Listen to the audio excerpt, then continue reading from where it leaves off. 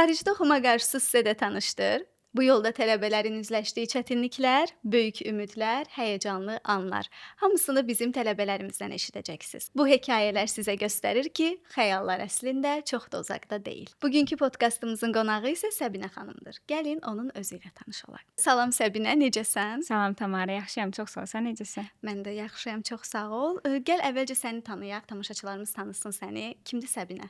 Mən Səbinə Məmmədova, 22 yaşındayam. Azərbaycan Dövlət İqtisad Universitetinin Maliyyə ixtisasının sabah qruplarından məzun olmuşam və Heinrich Heine Düsseldorf Universitetindən qəbul gəlib. Hal-hazırda isə onun tələbəsiyəm. Bəs xaricdə təhsil almaq arzusu.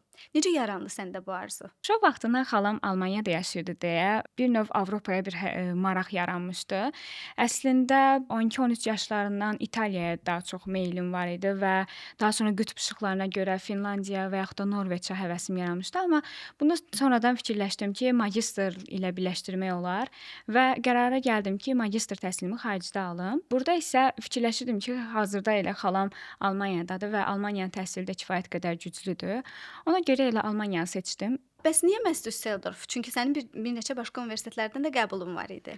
Bəli, əslində bir çox şəhərlər yaxşıdır biznes üçün, iqtisadiyyat üçün. Mənim də ixtisasım elə hazırda iqtisadiyyat olduğuna görə Düsseldorf, Frankfurt kimi şəhərlər mənə əslində əlverişlidir və xalam da hazır oradaydı deyə Düsseldorfu seçdim. O da elə razı idi onunla. O mənə göndərmişdi ki, bu universitetə qeydiyyatdan keçə bilərsən və gec də olsa qəbul gəldi. Bəs Almaniya haqqında ən çox nəyi xəyal edirsən? Tələbə həyatını, yoxsa daha çox əyləncəsini, yoxsa iqtisadiyyatını, gələcək karyera planlarını? İlkin beynindəki Almaniya nədən ibarətdir? Əslində ilk olaraq universitet həyatı çox maraqlı gəlir. Çünki heç vaxt xaricdə olmamışam və hamısı demək olar ki, ingilis dilində danışacaq və O böyük auditoriyalar. bəli, əsas da bu. Məsələn, universitetə qəbul olanda fikirləşirdim ki, yəqin ki, böyük auditoriya olacaq, mən uzaqda oturacağam, necə baxacağam, amma O amfi kimi olan auditoriyalar bütün gənclərin xəyalıdır. təəssüf ki, yox idi. Böyük bir xəyal qırıqlığı oldu, amma Düsseldorf Universitetində var və universitet həyatı mənə çox maraqlı gəlir. Məsələn, ondan sonra uşaqlar necə sosiallaşacaq, dərslər necə olacaq. Sistem də fərqlidir deyə Azərbaycanla Almaniya arasında çox fərq var və mənə bəli İlk olaraq universitet həyatı çox maraqlı gəlir və ondan sonra isə karyera cəhətdən həm də məsələn ixtisas yönümlü işləmək istəyirəm orada, karyera qurmaq istəyirəm və bu mənə çox maraqlı gəlir ki, necə olacaq, birinci hansı vəzifədə işləyəcəm. İnsanlarla sosiallaşmaq biraz məndə gec olur deyə daha çox özümə fokuslanmışam. Ancaq yəqin ki, bu bariyeri də aşmağı düşünürsən orada. Təbii ki, zamanla. Bəli, indi alman dili. Gedirsən, düşürsən, həqiqətən də dilə çox önəm verən bir ölkənin mühitinə. Bəs alman dilini öyrənməyi düşünürsənmi? Düşünürsənsə indidən başlamısanmı, yoxsa hələ təxirə salmısan? Bəli, əslində başlamışam. Keçən yayda əslində başlamışam. Sadəcə 4-cü kursda həm öz imtahanlarım, həm də IELTS, xaricdə təhsil falan qeydiyyatlarına başım qarışdığı üçün daha çox fokuslana bilmədim. Keçən yaydan artıq Duolingo proqramından öyrənməyə başlamışdım və Əla, başlanğıcların var. bəli. Və bəxtimdən xalamgil ailəsi ilə bura gəlmişdi. Xalam qızı Selina isə uşaq idi deyə sırf ancaq alman dili danışırdı. Nə gözəl. Və ancaq onunla danışmaq üçün ancaq alman dilində danışmalı idin. İngilis dilində və ya rus dilində, Azərbaycan dilində heç bir söz bilmirdi. Və mən də Duolingodan öyrəndiklərimi danışırdım və gördüm ki, bayağı da effektlidir. Daha sonra artıq bir neçə cümlə strukturunu öyrəndən sonra grammar-a da başladım. Paralel olaraq isə hal-hazırda həm qaydalara baxıram, həm də Duolingoda yavaş-yavaş öyrənməyə başlayıram. Səncə hansı səviyyədəsən?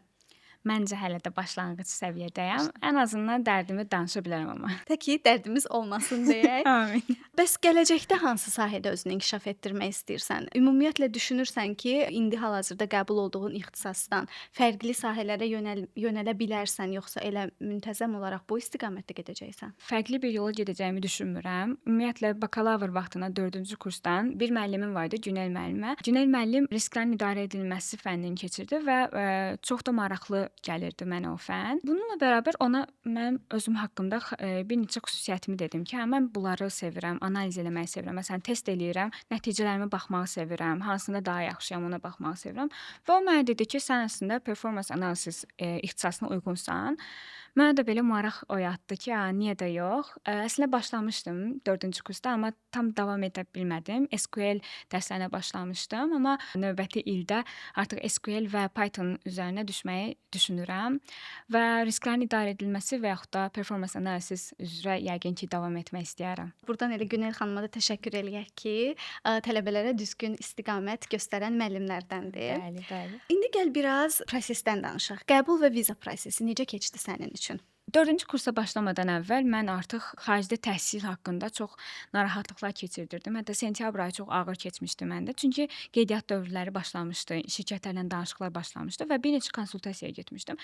Aralarında hətta elələri də var ki, mənim içimə qorxu salmışdı və yəni bilmirdim nə edəcəm, necə seçəcəm, necə keçəcək bu proses. Amma daha sonra Limitless şirkəti ilə tanış oldum.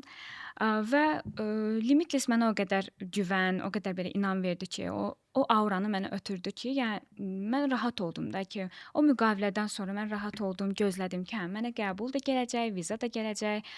Və istədiyim universitetdə dedim ki, mən bunu istəyirəm və artıq zamanla gördüm ki, hə, lövhədə adımın qarşısına mənim istədiyim universiteti yazmışdınız və sadəcə onun gerçəkləşməsini gözləyirdim rahatlıqla. Yəni gözlədiyimdən çox daha rahat keçdi. Aha, əla, bizə çox sevindik buna. Əslində növbəti suala da bir növ cavab verdiniz, ancaq yenə də deyək, əgər bizimlə işləməsəydiniz, Limitless qrup olmasaydı, daha çətin olardı sizin üçün proses? Təbii ki, çox çətin olardı. Dediyim kimi, yəni sizdən əvvəlki konsultasiyada çox pis olmuşdu da, çox pis keçmişdi. Mənə qorxu salmışlar ki, siz birdən kəsilsəz, biz nə edərik, bilmirəm. Yəni ona bir qarantiyamız yoxdur falan. Bu ürəyimi çox sıxmışdı və bilmirəm, Limitless olmasaydı mən hansı şirkətlə, hələ də bilmirəm, hansı şirkətlə danışacaqdım, davam edəcəkdim, amma qrup yoldaşlarımın, dostlarımın təcrübəsinə baxsam, bayağı bir əziyyət çəkəcəkdim və bunun daxilində stress də var, narahatlıq da var, ailəmi qatmıram belə, yəni Ailələr həmişə daha çox narahat olur. bəli. İndi sənə bir maraqlı bir sual verim. Əgər bir gün Limitless qrupda çalışsaydın, özünü hansı vəzifədə təsəvvür edərdin? İlk ağla əslində direktor vəzifəsi çox maraqlı və iddialı gəlir, amma vəzifələrə baxanda əslində hər birinin vəzifəsi çox maraqlıdır və çox zəhmətkeşdir. Əslində Xədicə xanıma baxanda daha belə maraqlı gəlir. İnsanlarla danışmaq, suallarına cavab vermək, qayğılarına cavab vermək. Yəni belə bunlar daha xoşdur. Səncə yorucu deyil? Yorucudur, amma motivasiya məhdudu və yaxud da viza problemləri ilə yəni uğraşmaq, onlarla işləmək daha çox yorucu gəlir deyə. Bunu Günel müəllimə də demişdim. Dedim, bəs risklərin idarə edilməsi çətindir də. Mən risk sevən biri deyiləm. Deyir, sən risk eləməyəsən, sən sadəcə risklərə baxacaqsan. Mən ona görə yenə də risklərə baxmağı tərcih edirəm, risklərlə oynamağı yox. Özünü daha zəmanət altına almalı, Bəli. yəni bir növ. Bəs xaricdə təhsil almaq istəyən tələbələrə, kaş bunu əvvəlcədən bilsəydim, kimsə bunu mənə desəydi, dediyim bir məsləhət ya da bir fikir varmı? Belə fikirləşsəm, mən əgər 1-ci kursda olsaydım, 1-ci kursdan bəri mən ortalamama fikir verərdim. Çünki 1-ci kursa girəndə mən kolloquium nədir bilmirdim və yaxud da universitetin bu ortalaması, universitetdəki o dost ortamı necə təsir edir onu bilmirdim və təəssüf ki, biraz gec öyrəndim. 1-ci kursda ən azından ortalamamı biraz aşağı salan 1-ci kursun fənləri idi. Başlanğıcdan dil öyrənərdim, ixtisas yönümlü sahələrdə işləmək, təcrübə qazanmaq, könüllü olmaq və orada daha çox sosiallaşmaq, daha çox insan tanımaq. Dediyim kimi mən biraz introvert birisi olduğuma görə dostlarım nisbətən daha az idi digər dostlarıma baxsaq və sosiallaşmağı, daha əvvəldən dil öyrənməyə və ixtisas yönümlü işlərdə işləməyi üstün tutardım, tövsiyə verərdim gənclərə. Əla, çox möhtəşəm. Bəs Limitless-lə olan bu səfəri bir emoji ilə ifadə eləsən, o hansı olardı? Ağlıma bir dənəsi gəlir. Yəni ağlıma ilk gələn odur ki, o yaşıl effektdə bir dənə əla işarəsi var. Tik işarəsi. Bəli. Mən birinci deyəsən onlayn şəkildə Fərdə xanımla tanışmışdım, konsultasiya olmuşdu və onun danışığı, rahatlığı mənə çox güvən vermişdi. Özümü çox komfort hiss eləmişdim. Ondan sonra Xədicə xanım olsun, sənlə olsun, Süleyman bəylə olsun, yəni hamınız mənə gülərüz şəkildə, inamla mənə cavab vermisiniz və öhdəliklərini hamısını yerinə yetirmisiniz uğurlu şəkildə ki, mənim yəni bilmirdim, əslində təsəvvür eləmirdim mənə nə qədər qəbul gəlir, amma ən azından qane elədi məni. Bəli, elə demək olar ki, bütün müraciət etdiyiniz universitetlərdən qəbul gəldi. Hər qəbul gəldikcə də sizinlə birlikdə biz də çox sevinirdik təbii ki. Çox sağ ol ol, Səbinə. Bizə çox xoş oldu səninlə söhbət eləmək. Həmişə daha rəsmi sənədlərlə, motivasiya məktubları ilə, nailiyyətlərlə bağlı danışırıq. Bu gün biraz daha səmimi söhbət elədik səninlə, və sənin də həm öz təcrübəni bölüşməyin, həm tələbələrimizə ötürdüyün mesajların çox qiymətlidir bizim üçün.